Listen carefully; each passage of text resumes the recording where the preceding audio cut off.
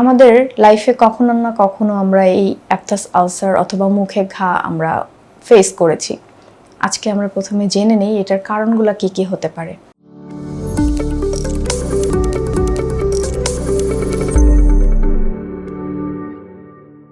Hello everyone, আজকে আমরা খুব ইন্টারেস্টিং একটা টপিক নিয়ে আলোচনা করব, সেটা হচ্ছে মুখে ঘা অথবা অ্যাপথাস আলসার।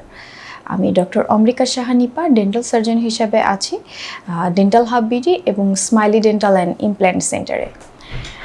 আমাদের লাইফে কখনো না কখনো আমরা এই অ্যাপথাস আলসার অথবা মুখে ঘা আমরা ফেস করেছি। আজকে আমরা প্রথমে জেনে নেই এটার কারণগুলো কি কি হতে পারে। ওয়ার্ল্ড ওয়াইডই এটার কারণ এখনও আবিষ্কার হয়নি, বাট ধারণা করা হয় কিছু কিছু কারণ থেকে এটা হতে পারে। প্রথম এবং প্রধান কারণ সব থেকে বলা যেতে পারে সেটা হচ্ছে স্ট্রেস বা অ্যাংজাইটি। যখন আমরা খুব স্ট্রেসে থাকি অথবা সামনে আমাদের কোনো এক্সাম বা কোনো প্রোগ্রাম আছে, আমরা খুব টেন্সড থাকি, সেই সময় দেখা যায় এই অ্যাপথাস আলসার হওয়ার সম্ভাবনাটা বেড়ে যায়। অনেকের ক্ষেত্রে জ্বরের পর অ্যাপথাস আলসার হতে পারে।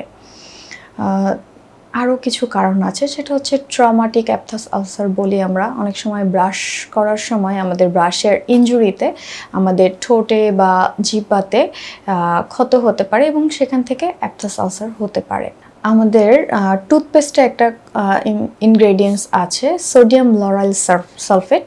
এই ইনগ্রেডিয়েন্টের জন্য অনেক সময় অনেকের মুখে অ্যাপথাস আলসার হতে পারে।